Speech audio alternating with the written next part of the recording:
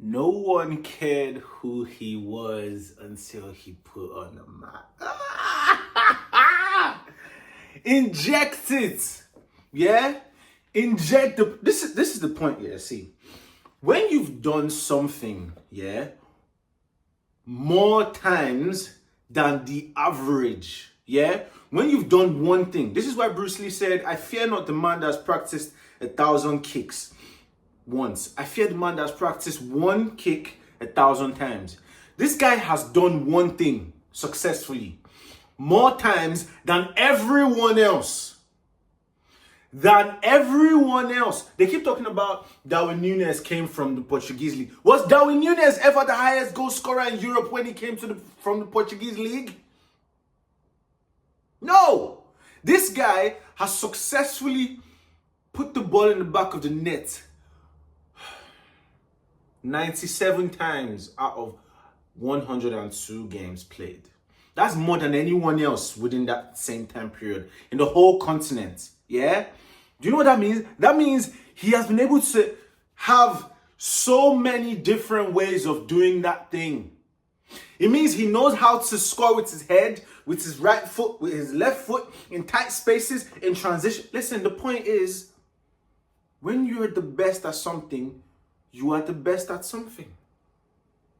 And no one can. Hey, like, my point is, do you know, this is so poetic. This is the most poetic thing. The one thing everyone criticized him that he couldn't do because he didn't see him doing it is the one thing that he did to open up his scoring account.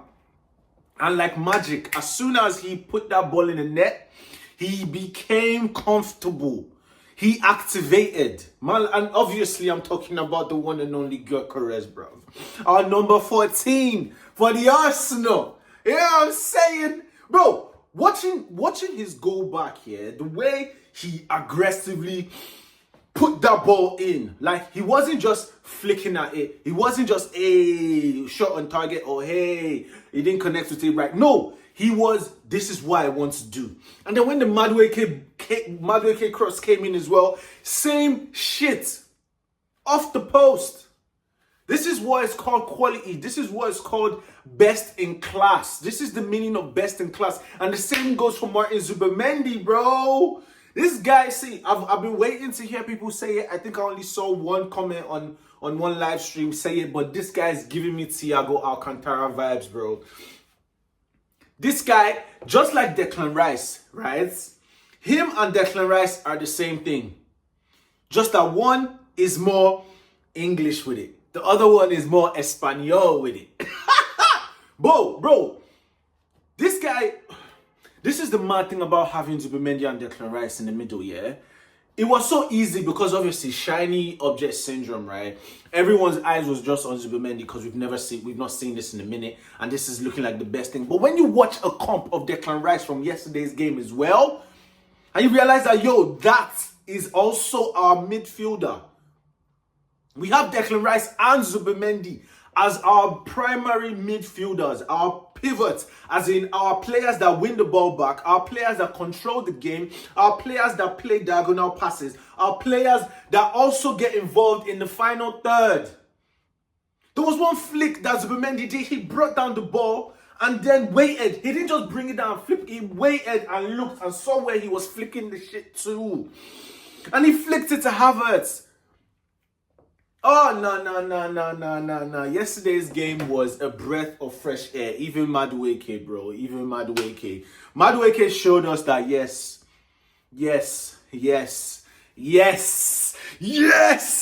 Madueke showed us that yes, this is an Arsenal player. This is a quality ass player. This is a player that, with time, yeah, this is a player that made me feel like, shit, Arsenal can actually win more than one trophy with this team. This team that we've assembled has the ability to win more than one trophy. And that has to be the aim now. We can't just be saying we have to win one Premier League or one. Now we have to try and win them all, baby. We have to try and win them all, man. We have to try and win them all. We have these guys that are good. And like, when we lose, like, people talk about, oh, you lost. Okay, but argument of it's only preseason. It doesn't count then. So now that we've won, The argument of only prison also shouldn't count. People will say Gyökeres hasn't really broken his 007 because he scored in preseason. But you started counting the 007 from preseason games. This is what I'm talking about when I say logic flies out the window when Arsenal is involved. There's just bare cognitive dissonance left and right, and people are just fine with a dissonated cognition about their agenda. How can you be so fine being so unaligned in your arguments, and all that thrives in you is just your hate? And it's not hate, it's fear, it's jealousy. It's fear and jealousy. I want to watch Liverpool's game today, the Community Shield against Crystal Palace. Let me obviously get a good look at Eze again, because obviously I'm hoping Crystal Palace win. Imagine Eze does it for Crystal Palace, man. I'll be so happy. I also want to see what Wirtz is looking like, bro. Because Wirtz has had more time to gel than Gyökeres. I need to see, okay, what is Wirtz looking like? And Salah will always be Salah. Salah's actually never even gotten injured, you know. How are you the best player in the world at this point, bro? And you're also the fittest player. This guy's moving like Ronaldo, Messi, bro. This guy's not getting injured. I don't wish injury on anybody, but like, fam, when we would love averages catch up to this guy? How can it just be just never injured? Okay, that's just being a hater, man. But the point is, yesterday's game was so beautiful, and obviously the defense, bro, whatever iteration of that back line, except Zinchenko. Zinchenko might just be the only weak link in the back line, and I guess maybe he's one of the players that they want to move on, because Arteta mentioned about some players that also need to leave, so maybe Zinchenko can leave. But bro, guess what? Imagine adding Gabriel Jesus to this team. Imagine a world where we have Gabriel Jesus somewhere in this team. And the truth is, yeah, let me just, my honest thoughts about this team is, we all love Odegaard, and pretty privileged is working with him. He's such a beautiful face of a brand. He's such an iconic person to be your captain, to be the face of your brand that is on the face of all your shirts. But bro, we have Gyökeres now, bro. Like, whatever iconic, whatever Odegaard, if we get rid of Odegaard, we have it with Gyökeres. Whatever hair flicks and blonde hair shit that Odegaard was bringing, we've got it with Gyökeres, bro. Odegaard and Martinelli in that whole team now. The whole fucking team. Odegaard and Martinelli are obviously the weak links. Odegaard and Martinelli are obviously the only players that are obviously not as good as the rest. Like, it's so obvious now. And what do I mean? The rest of all the players, yeah, in the starting 11, more times, 8 out of 10 times, they're doing the right things. Odegaard and Martinelli are the only ones that their right things is usually what? 6 out of 10, 5 out of 10. So it's kind of like, those are the guys that obviously need to be moved on. And Arteta, you've shown bravery before. You moved on Aubameyang, bro.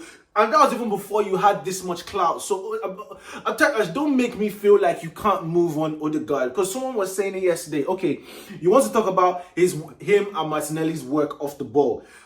Odegaard and Martinelli's work off the ball. But bro, how many times have we seen them physically win balls back, bro? Especially Odegaard. How many times has it been because of his press that we won the ball back? I've not seen it. I don't remember. Nothing comes to mind. Maybe it's because I'm biased in the moment. But we need to evolve past Odegaard and Martinelli if we're supposed to be some superstar.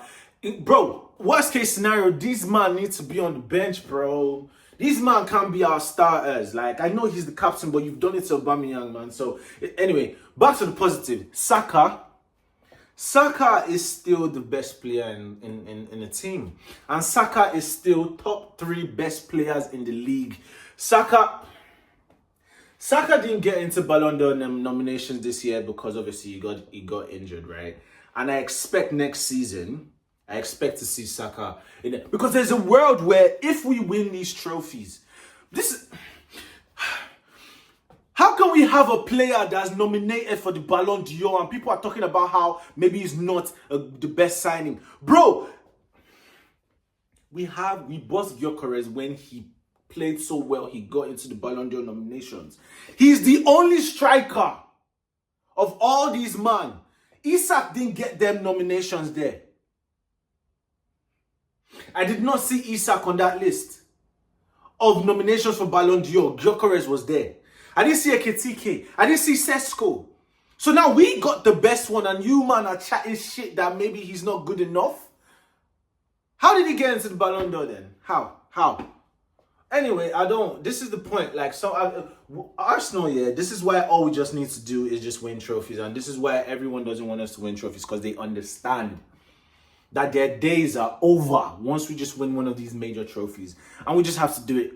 Because everything will just align. All the logic and all the stupidity and everyone's arguments towards Arsenal is just going to crumble. It's going to crumble, and I can't wait. I can't wait, man. I really can't wait. So it's a case where the game was great. I loved watching the game. I loved watching our passage of play.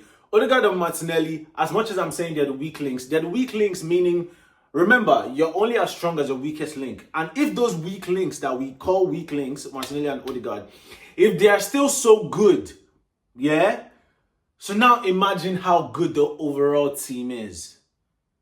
Odegaard and Martinelli are players that are 7 out of 10, 8 out of 10 on their best days. The rest of the players are players that on their best days, they are 10 out of 10. That's the difference. So if our worst players are 8, 7 out of 10, then hey, we're doing something right, man. So in Arteta, we trust. When will people learn to stop doubting Arteta's signings, bro? When you sign players, there's so much more involved than just you going to bid for that player. There's so much more involved. The player has to want to come, the club has to want to sell, and even the mean and the manner of selling has to be stuff that's compatible with everyone. So if last season all we could get was Merino because we're looking to get Zubimendi this season, masterclass. Master fucking class, bro. Master class. Because we couldn't rely on Jorginho the whole season. Neither could we rely on Partey, even though Partey did, bro. Zubimendi makes Partey's exit feel so sexy, bro. But hey, there's just too much involved. The whole backline, Timber is timbing, Ben White is sexy, Saliba is awesome, Gabriel is the man, Calafiori is special.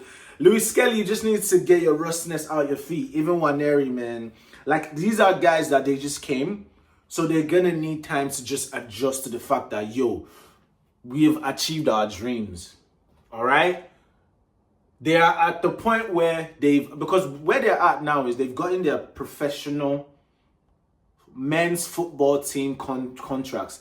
And it's not a secret that, like, obviously, there will be teething periods where they're just adjusting to their new reality. They're like, fuck, I've achieved my goals. So this is a time where this is make or break for them, right? How they react to now that they've achieved what they've been looking forward to since they could even look forward to something. Because I imagine the life of a footballer is a life of years and years of yearning and hoping and dreaming and desiring and training and discipline and sacrifice. To now get to this point, especially this soon, they need time to just soak it all in. So this is why I was not mad that Waneri missed his penalty, and this is why I wasn't mad that Luis Skelly wasn't really good yesterday. But hey, they will get back into it. This is a guy that started Champions League semi-finals. All right, so I'm not worried about Luis Skelly. I believe he just needs to, and you'll be fine. Calafiori, please stay fit.